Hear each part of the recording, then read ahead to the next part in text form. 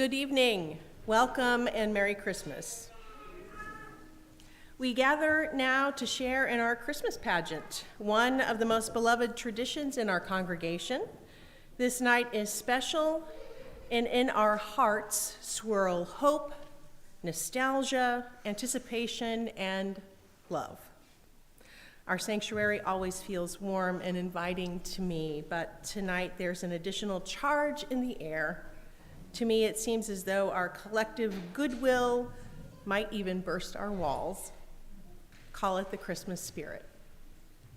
Tonight, our pageant has a spirit of inclusion and community. Rather than a theatrical telling of the story by our church school, it takes the shape of an intergenerational, improvisational service where any individual can take part right in the moment as their hearts direct them. And we've maintained some of the favorite bits that many of you are surely thinking of. Most importantly of all, we're coming together this holy night. Let me leave you with these words that Reverend Fisk and his family shared with the congregation in 1965. Often during the year, and especially at Christmas time, we think of our friends, near and far, and always with affection and thankfulness. In a deep sense, we belong to one another, and we need each other for the fulfillment of our lives. And so we are grateful for you, and we rejoice that our lives have come together in such a meaningful and wonderful way.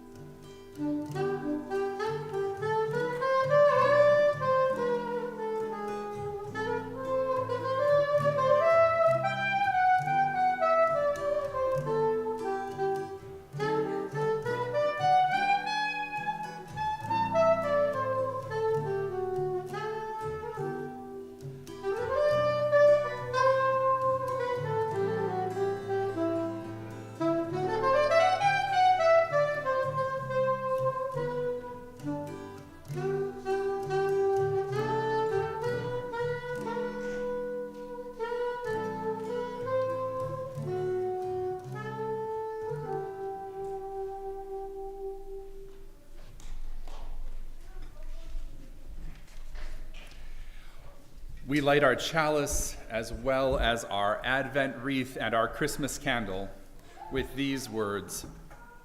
And it came to pass in those days that there went out a decree from Caesar Augustus that all the world should be taxed. And all went to be taxed, everyone to their own city. Joseph went up from Galilee out of the city of Nazareth into Judea, unto the city of David, which is called Bethlehem, to be taxed with Mary, his espoused wife, who was great with child. And so it was, while they were there, the days were accomplished that she should be delivered. And she brought forth her firstborn son, wrapped him in swaddling clothes, and laid him in a manger, because there was no room for them in the inn. We are going to be telling that story tonight. But for now, please rise in body or in spirit as we sing together, O Come All Ye Faithful. The words are in the printed carol booklet.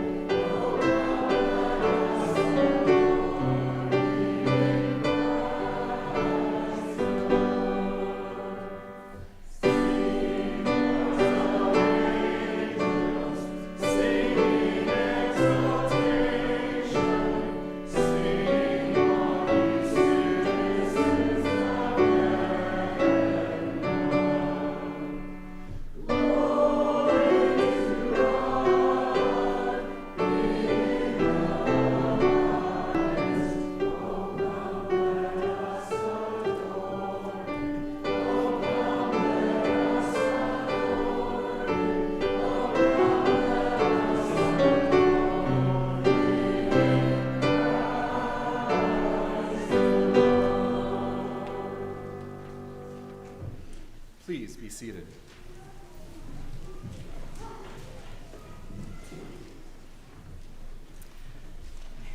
The Christmas story is rooted in old, old tales. Throughout the world, people tell stories of a child born who would grow up to lead humankind into a time of truth and justice. The early Christians adapted these stories of miraculous births, but they added a twist to the old stories. Their miraculous child was not the son of a king, but was merely the son of a carpenter. He was not the son of a wealthy queen, but was instead the son of a woman whose only wealth was her faithfulness. In this story, told again and again, that child was adored by everyone: animals, humans, and angels, the poor and the rich. The story continues.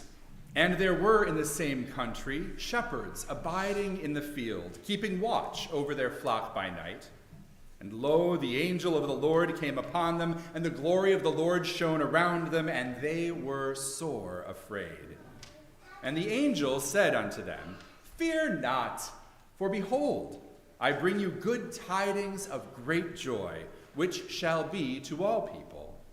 For unto you is born this day in the city of David a Savior, which is Christ the Lord. And this shall be a sign unto you.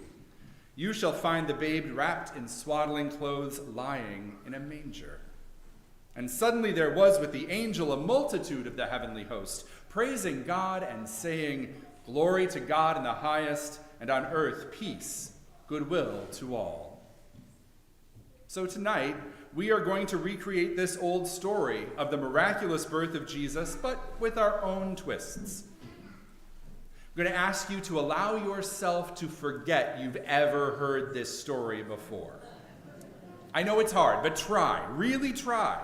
Even though you recognize the familiar characters, even though you remember that familiar plot, let each event be new and encourage you to wonder what it is that's going to come next. We're going to use old stories of Jesus' birth from Matthew and Luke, and drawing on our universalist heritage, we are going to make this a story of hope for all people. It's going to be, as Patricia said, improvisational. Stuff is going to happen. We're not going to know who it is or when or how, but we're all going to make this story happen for ourselves together. And the story continues. Now, when Jesus was born in Bethlehem of Judea in the days of Herod the king, behold, there came wise men from the east to Jerusalem, saying, Where is he that is born King of the Jews? For we have seen his star in the east, and are come to worship him. And lo, the star which they saw in the east went before them till it came and stood over the place where the young child was. When they saw the star, they rejoiced with exceeding great joy. And when they were come into the house, they saw the young child with Mary, his mother, and fell down and worshipped him. And when they had opened their treasures, they presented unto him gifts, gold, frankincense, and myrrh. Shepherd, angels, Herod, the Magi, the Holy Family, without all of these characters in the story, it just wouldn't be the same. So at various points in the story, we will ask if some of you would be willing to play these parts. Don't worry, you won't have to speak. When Reverend Adam pauses and asks for volunteers to play the parts in the story, if you want to play a part, raise your hand, and I will help you into the right parts. Then you will move over there or here, always walking slowly and calmly, where you will be dressed in a simple costume. Reverend Adam and I will then place you in the growing tableau. Sometimes there will be a lot happening all at once. But in order to really experience this story, there will be moments when you need to be quiet too. And I know that's not always easy. So every so often, I will remind you to listen and will ask in those moments, to do your very best to hear what's happening. And then other times, we're going to ask you to join in and sing and participate too. Everybody in this room is going to have a chance to do something to build the story, but not all of you have to take a part where you come up to the front. Are you ready? Yes? All right, then let's go ahead and begin.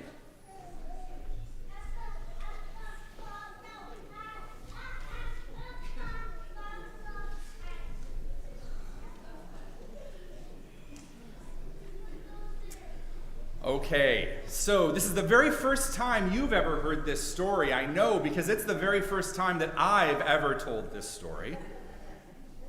It's going to unfurl before your very eyes. This is a story in which three powerful, wise people kneel right down next to some shepherds before a baby. This is a story in which everyone is longing for peace on earth and goodwill to everyone, everywhere.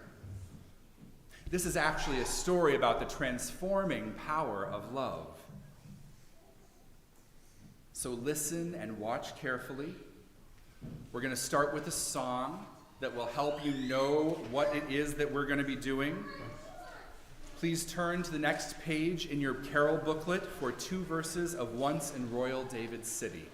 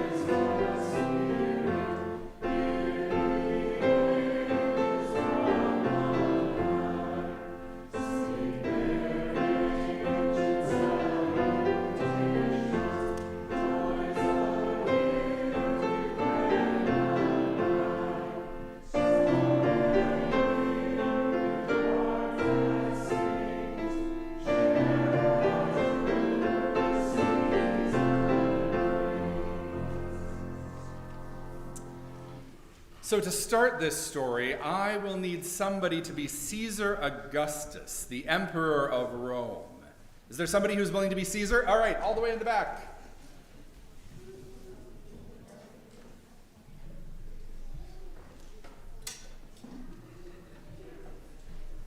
Fantastic, thank you. Head right over here just for a moment, because we have to make you actually Caesar. Therefore, 'tis a crown. A golden crown. All right. Now, because you are Caesar, the Emperor of Rome, you have to be at least as high above everybody else as I am. Excellent. So, in those days, long, long ago, a decree went out from the Emperor, Caesar Augustus, saying, so do me a favor and put your arms up like you're saying something. Fantastic. All the world should be registered so that they can pay taxes to me. Brilliant. All right. Now, your job is essentially done, so you can come sit in the throne right behind. Perfect. I mean, when you're Caesar, you get to chill out in a throne. It's pretty good. Now, I'm going to need 2 more people. I'm going to need Joseph, a carpenter. Oh, I see another hand. I see multiple hands. Patricia, I need you to find one of our hands to make a carpenter named Joseph.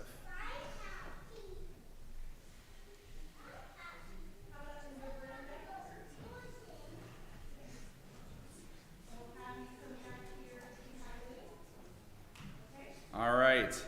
And now I need a Mary who is engaged to be Joseph, or who is engaged to Joseph. Oh, we've got somebody right here. Fantastic. All right. So as Mary and Joseph are getting dressed and becoming our two important characters here. I'm also going to need a friendly donkey. I think... Oh, we have a friendly donkey. It is Patricia's husband.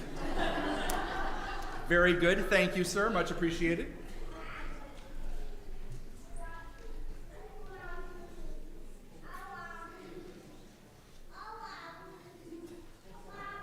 All right. And so one of the things that we know is that Mary and Joseph and the donkey came from very, very far away. So very, very far away. It's at the far back of the sanctuary. Excellent. All right. And once we have our robes on, you will be guided on your journey here to Bethlehem by our friendly donkey.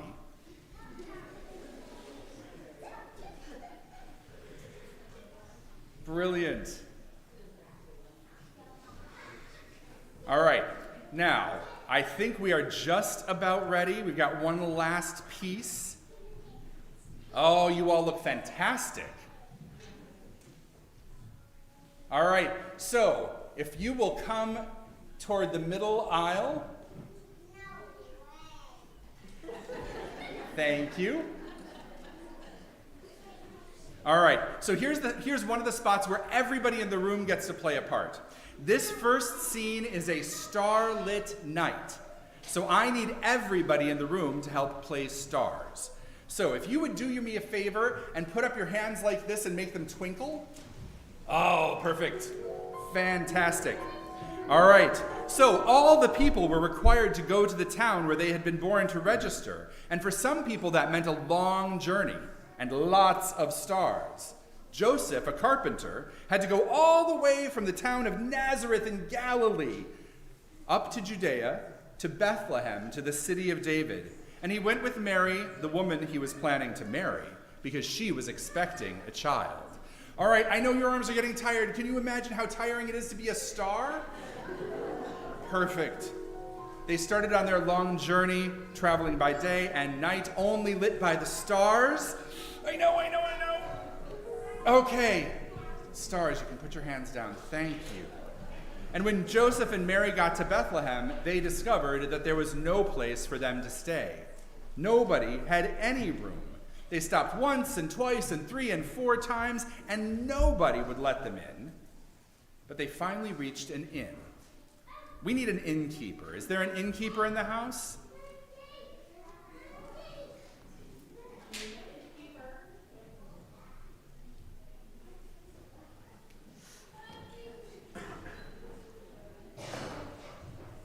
All right.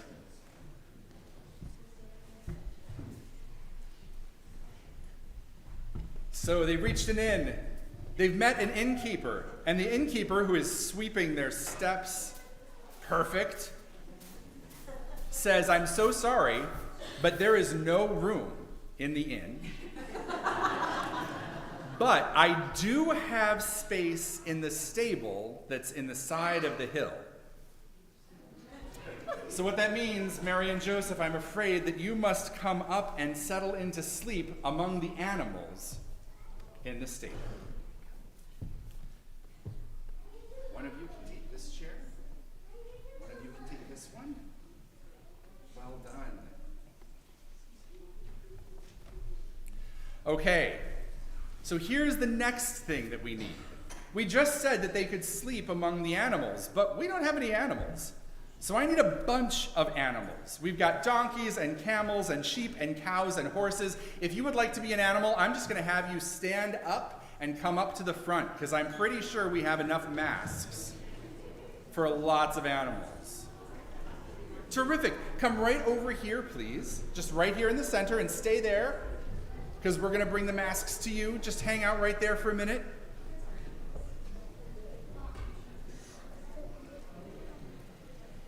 All right, so here's the thing. There are so many animals. And we know from all the old stories that the animals shared what they had with the baby, their home, their comfortable space, all of that. So we're going to sing a couple of verses of the Carol of the Friendly Beasts while our animals are getting ready, and that is also in your booklet. It is on page 6 at the bottom, called Jesus Our Brother. Let's sing together while they get settled.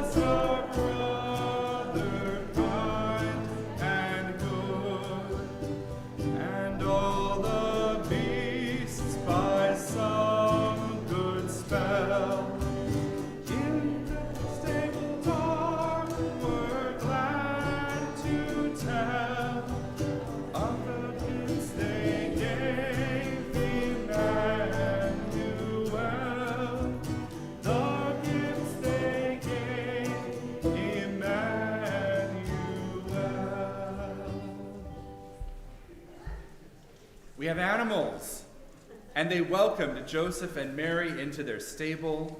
And then, that very night, it came time for Mary to give birth. And it was a stable, so of course, when Mary gave birth, there was no real cradle for her to lay her baby in. But one of the cows was kind enough to lend her feeding trough for a cradle, and Joseph and Mary were able to lay their new baby there in the feeding trough. All right, our baby, swaddling clothes and all. And now, while the baby attempts to sleep, we will hear a bit of a lullaby, away in a manger.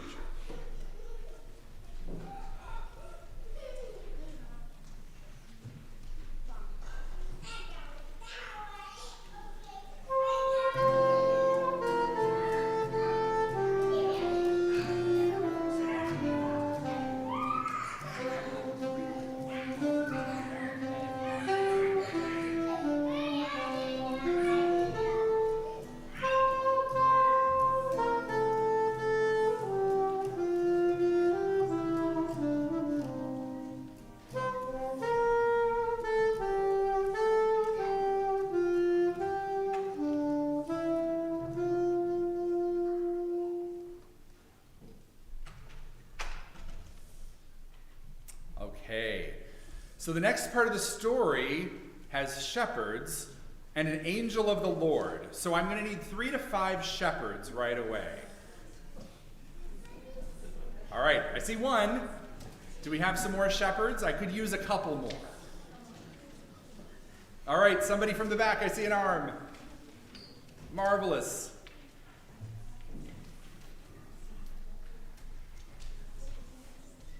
And I need an angel of the Lord, and I believe we have somebody right here who is the angel of the Lord, yes? Okay.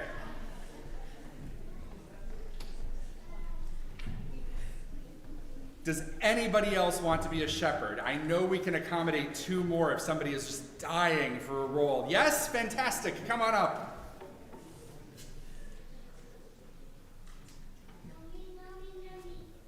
All right.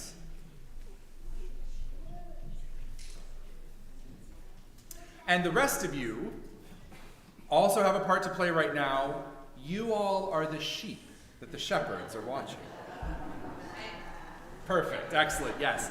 So in that region, there were shepherds who lived for months at a time out in the fields, watching over their flocks of sheep by night.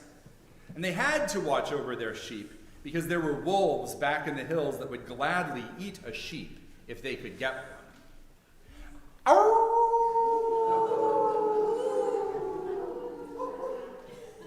Nicely done. All right, so some of you are wolves and not sheep. That is good to know. On this night, as the shepherds stood watch in their fields, an angel of the Lord stood before them. And this angel was truly magnificent. I think we might need the angel to be a little bit taller, though, so that everybody can see your magnificentness. All right, let's be careful with the wings. Terrific. Brilliant, brilliant, brilliant. Okay, that'll work right there. All right. The angel of the Lord stood before them, and this angel was truly magnificent.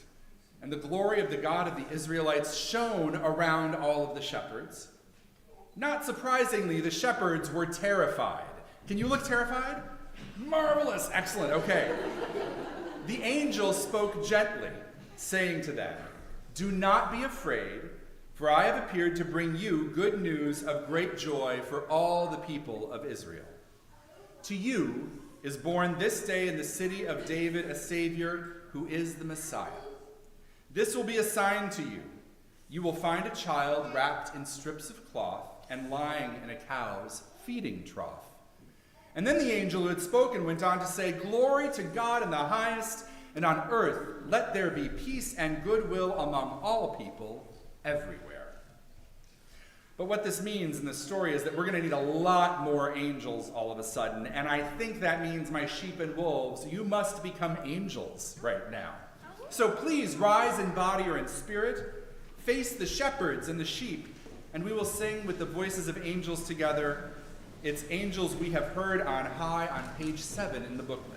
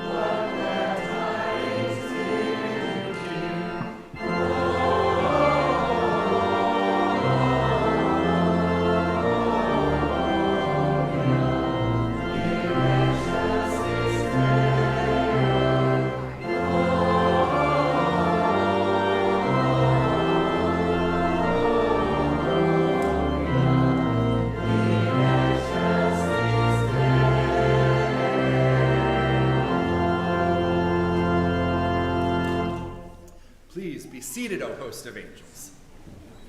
And upon hearing this host of angels singing and praising God, the shepherds said to one another, "This is amazing! Let's go to Bethlehem and see this baby that the angel told us about." And being good shepherds who cared about their sheep, they actually even brought their sheep along with them. Nicely done, shepherds. And so they found Mary and Joseph and the baby, just as the angel had told them. And afterwards, the shepherds would tell everyone what the angel had said to them about this new baby. And everyone who heard their story was truly amazed. As for Mary, she knew that her baby was wonderful. She listened carefully to what the shepherds said and treasured it all in her heart. And so with the shepherds and the sheep gathered around the feeding trough admiring the baby, they praised God for this wonder of new birth. They prayed and hoped that what the angel said would come true, that there would be peace on earth and goodwill for all people, even for lowly shepherds. And now we're going to pause for just a couple of moments and sing the first Noel. Our kids are going to sing the first verse for us. They've been practicing this in their classes. They're going to sing verse 1, and then we will all join in with them for verses 2 and 3. So any of the kids who know this, I know Patricia is gathering you up. Terrific. You'll find the first Noel in your booklet on page 9. Please hang on to it, but let's listen to the first verse all together.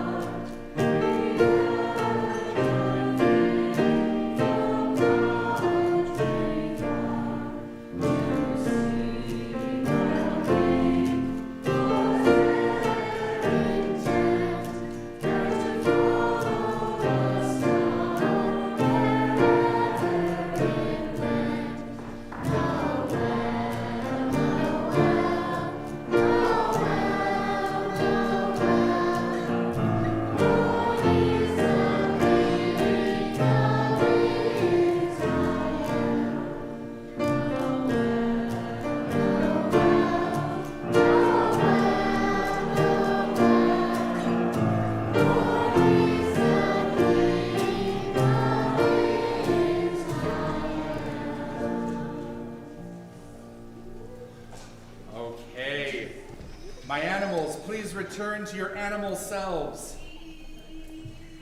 and be seated. And now I'm going to need my angel of the Lord to go put her wings back on.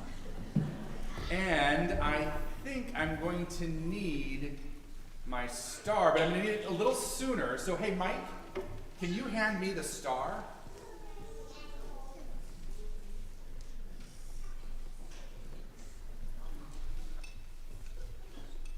Thank you. All right, Caesar, I got a job for you. Hold up the star, nice and tall. Marvelous. All right. I'm going to need 3 wise people. Do we have 3 wise people in this room? All right, I see one. I see another a little further back. All right. So, wise people, you are going to go far, far away, because you have a long way to go to get to where this star is. You are the wizards, the magicians, the priests, the kings, who were called the Magi. And according to the stories, Some of you are royalty. Some of you are astrologers, you're scientists. Whatever it is that you are the wisest of people. And once you get your crowns and your fancy clothes at the back of the church, we're going to bring you up here toward Bethlehem.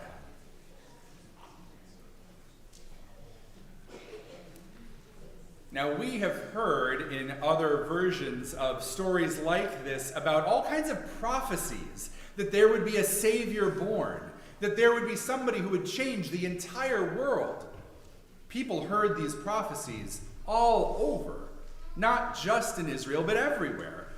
And so these astrologers, these scientists, these wise people, these magi, they decided that they had to follow the prophecies and come to Bethlehem.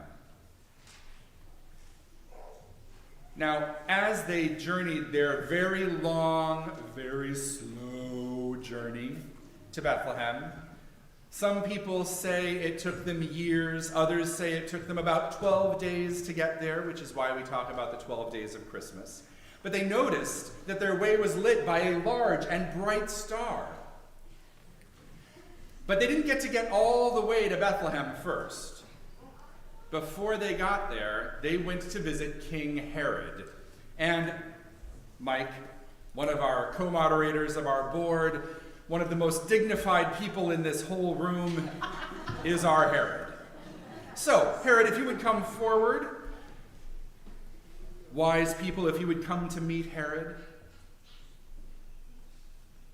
The Magi went to Herod and they asked, "Where is the child who has been born King of the Jews? We observed his star in the skies, and we have come to praise him and bring him gifts." Now, Herod was very concerned about stories in which a child would become king. After all, Herod was the king. But he told the Magi about a prophecy that the Messiah would be born in Bethlehem. And he hoped they would help him to find the child so that he could do something nefarious and get rid of the child eventually. So Herod sent them on their way, and they set out for Bethlehem. Thank you, Herod. You may be seated. Now, as they walked, they saw ahead of them this marvelous star as they had seen it in the far east. They came closer and closer, following the star until it stopped over the stable where the newborn child was being held by Mary and other times slept in that cow's feeding trough. The wise persons made their way past all of the animals, carefully and gently, not to step on tiny little hooves and paws. And they were overwhelmed with joy. In fact, if they were smart, they snuck around to the side of things a little bit where there's a little more room. Come on over this way. You can come over to me. There's room over here, I promise. All right. And they knelt down to worship him. We'll assume you've already knelt down. It's okay. Hey, if you can do it, fantastic. All right. And then they opened their bags and they brought out gifts of gold, because the crowns of kings were made with gold, and frankincense and myrrh. Myrrh and frankincense were put into the oil used to anoint kings.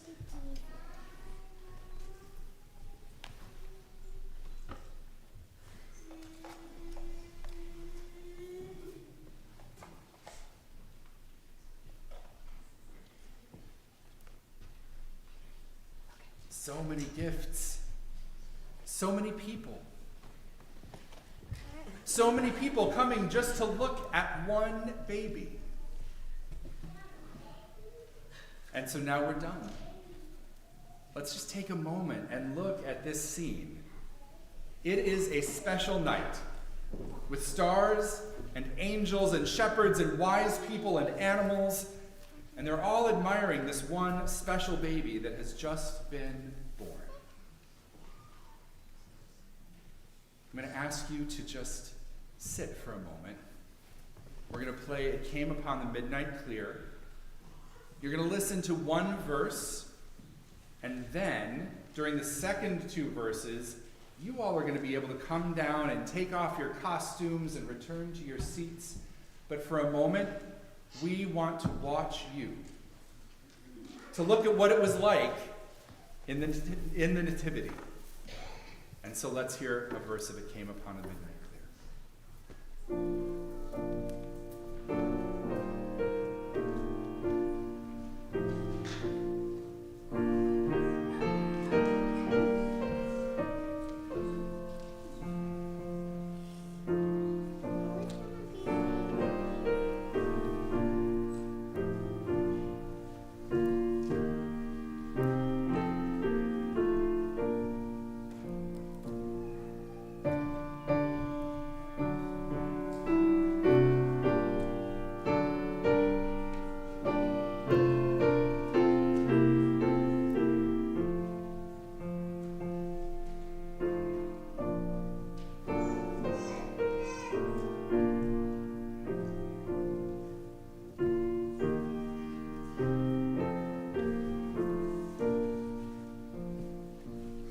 Let's sing together.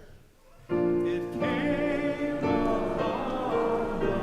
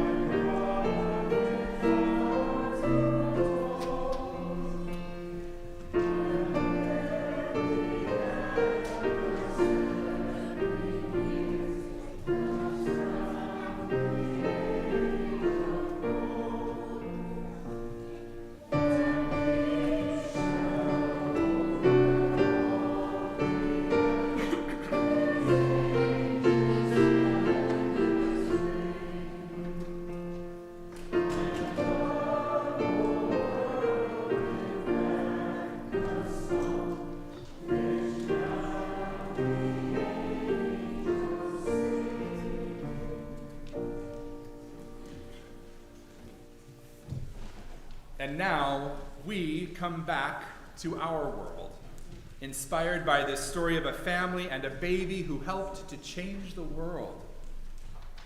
And so in the spirit of Christmas, we seek to help change the world too. We share of what we have with those who need it to do good in the world. And our offering this evening will be given in its entirety to Interval House. It's an organization here in Connecticut dedicated to ending domestic violence.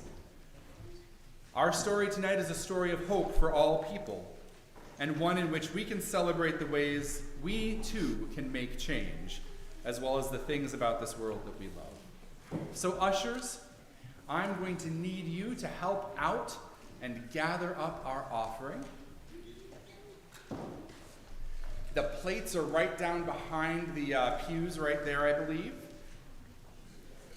And as the music plays, they're going to come up to the front and hand our plates around. Anything that you give, I know, will be much appreciated by Interval House. Thank you.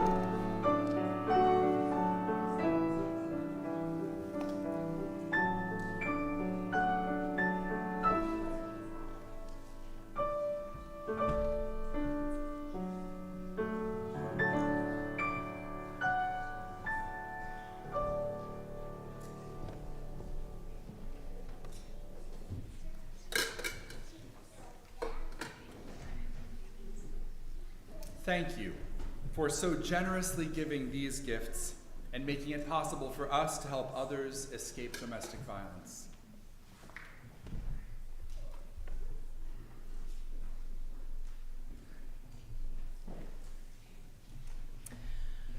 Why would all these people stand around for such a long time to admire a tiny new baby? There is only one reason I can think of, because the birth of a child always brings hope for the future. And for a people who lived under oppressive Roman rule, all the while longing for liberation, the birth of a child must have been fraught with extra meaning. Will this be the child who leads us to freedom? Will this be the child who breaks our bonds of slavery and establishes a reign of peace and righteousness? So it is in our world today. In a world that sometimes seems hopeless, we still look with hope to the future. Every time a baby is born, we hope that this child will be the one of the ones who leads us to a world of righteousness.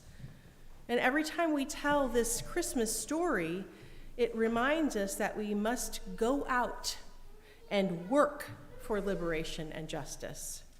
We, you and I, are the ones who are responsible for making sure the world is a better place for all the babies who are born.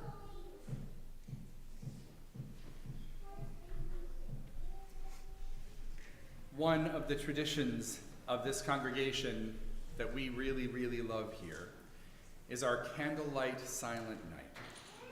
And so in a moment, I'm going to, and Patricia is going to grab, we're going to grab both of our tapers here. I believe yours might be under the pulpit, if I remember correctly. We are going to light our candles, and then we're going to come bring them down to you. And what we're going to do is have each of you with a candle. We are going to pass the light from one to the next. But what that means is that the person whose candle is lit holds it like this, and the person whose candle is not lit tips theirs into the one that is. Because otherwise we end up with wax all over ourselves and one another and everything else. Okay? So if you have the lit candle, you leave yours alone, and you who are lighting it will tip yours in. All right, let's go ahead and start this. Okay, everybody watch. It works like this. Got it? I'm going to dim the lights in a moment. Does anybody need a candle? Is there anybody who doesn't have one who needs one? Kelly, we've got a couple up front.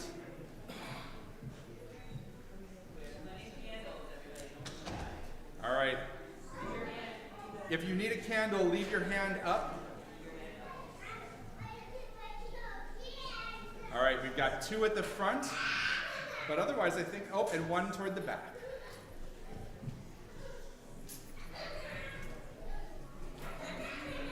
Great. It's going to be awfully dark for a moment, but soon this room will be lit by us, and then we will sing Silent Night all together.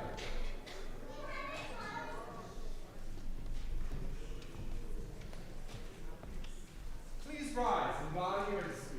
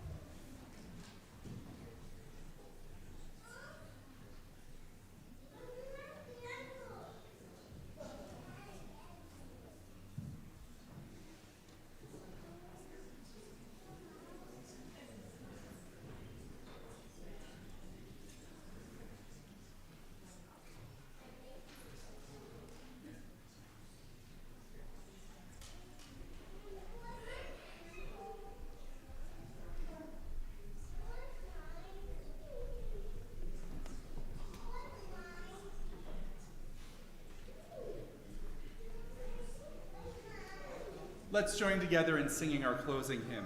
It is Silent Night. It is in your orders of or in your candle booklet or carol booklets. In your carol booklets, please be careful holding a candle and the carol booklet at the same time. Share the duties if you need to.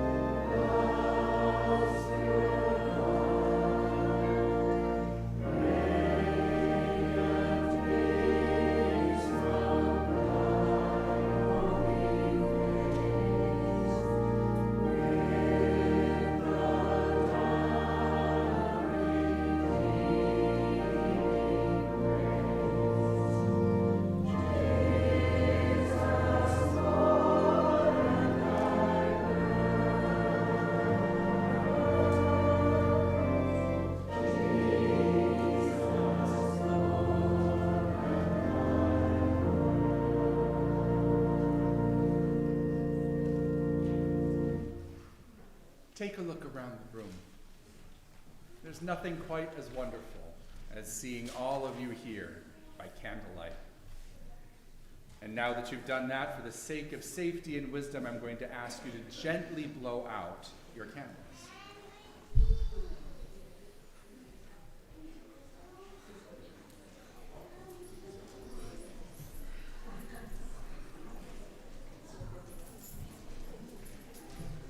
Thank you for being here this evening, for being here to celebrate Christmas. Merry Christmas, everybody. Merry Christmas. It has been, I think, 3 years since we were able to do this in this way. The last time we did this was 2019, and so tonight is a really special night, and I'm grateful for your presence and your participation. You pulled off a piece of theater, sacred theater together. Well done, everyone. I hope that your holidays are wonderful, that your time spent together is full of joy and some peace and goodwill to all. We invite you to sing with our postlude Joy to the World as you gather yourselves up and head home for the rest of Christmas Eve. Have a good night.